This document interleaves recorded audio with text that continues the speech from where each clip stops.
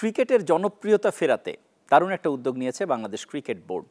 নতুন সভাপতি আমিনুল ইসলাম বুলবুল তিনি হুট করেই খুব একটা টাইম নেননি, তিনি এমন একটা প্রজেক্ট নিয়েছেন যেটা ক্রিকেটকে জনপ্রিয় করতে সাহায্য করবে। এই জনপ্রিয় করার কথাটা বলতে হচ্ছে কেন? কারণ আপনি যদি গত 6 মাস কিংবা 1 বছর ধরে ফলো করেন তাহলে দেখবেন ক্রিকেটের জনপ্রিয়তা কিন্তু ডাউনওয়ার্ডস, এবং ঠিক একই সময়ে বাংলাদেশের মানুষ ফুটবল নিয়ে বেশি মেতে আছে। এরকম একটা সময়ে গল টেস্টের ফলাফল নিঃসন্দেহে কিছুটা হেল্প করবে, কারণ মাত্র শেষ হওয়া এই টেস্টে বাংলাদেশ দারুণ করেছে এবং আরও ভালো করতে পারতো, জিতেও যেতে পারতো ড্র না হয়ে, ফলে সেটা একটা উপকার দিবে। কিন্তু তার পাশাপাশি এই 26শে জুন বাংলাদেশ 25 বছর পার করবে টেস্ট স্ট্যাটাস প্রাপ্তির। ফলে এই যে একটা রজত জয়ন্তী, সেখানে বাংলাদেশ আলটিমেটলি টেস্টে কেমন করলো সেই মূল্যায়ন যেমন হবে, ঠিক একইভাবে এটা সেলিব্রেট করারও তো বিষয় আছে। বাংলাদেশ ক্রিকেট বোর্ড সেটাই করছে। সেসব নিয়ে কথা বলবো। সবাইকে স্বাগত জানাচ্ছি লেটস প্লেতে। আপনাদের সঙ্গে আছি আমি রাকিবুল হাসান। বান্ডেল থাকলে প্রতি সেনমানিতে টাকা বাঁচবে। বিকাশ সেনমানি বান্ডেল কিনে জিতুন প্রতি লেনদেনে। 7টা বিভাগীয় শহরে আয়োজন হচ্ছে এবং এটা হঠাৎ করেই ডিক্লেয়ার করা, খুব বেশি সময় পাওয়া যায়নি। হুট করেই সিদ্ধান্ত এবং হুট করেই বাস্তবায়ন। কি হচ্ছে আসলে বিভাগীয় শহরগুলোতে?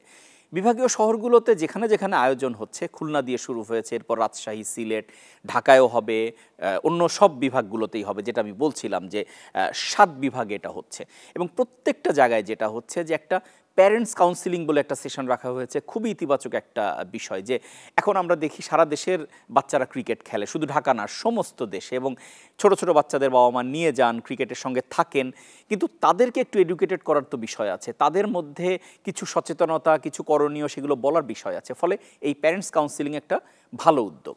ঠিক একইভাবে প্রতীকীভাবে একটা 6-এ-সাইড খেলা হচ্ছে অনূর্ধ্ব 12 লেভেলে। যদিও টেস্ট ক্রিকেটের সঙ্গে 6-এ-সাইড এটা মিসম্যাচ করে, তারপর এখানে তো আর লম্বা দৈর্ঘ্যের ম্যাচ খেলানো সম্ভব না, যেহেতু একটা কি বলবো টেস্ট কেস এরকম একটা বিষয় হিসাবে সেলিব্রেট করা, মাত্র একদিনের মধ্যে একটা বিভাগ কমপ্লিট করা হচ্ছে, ফলে প্রতীকী একটা ম্যাচ খেলা হচ্ছে।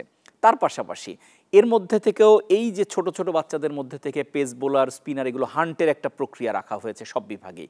ফলে এই যে উদ্যোগ এবং বিভিন্ন আয়োজনে বাংলাদেশ ক্রিকেট বোর্ডের সভাপতি, অন্য পরিচালকরা উপস্থিত হচ্ছেন, যে যে বিভাগে হচ্ছে সেখানকার যিনি আলোচিত ক্রিকেটার তিনি থাকছেন। ফলে এই বিষয়গুলো মিলে একটা উৎসবের আমেজ যাচ্ছে বিভাগীয় শহরগুলোতে।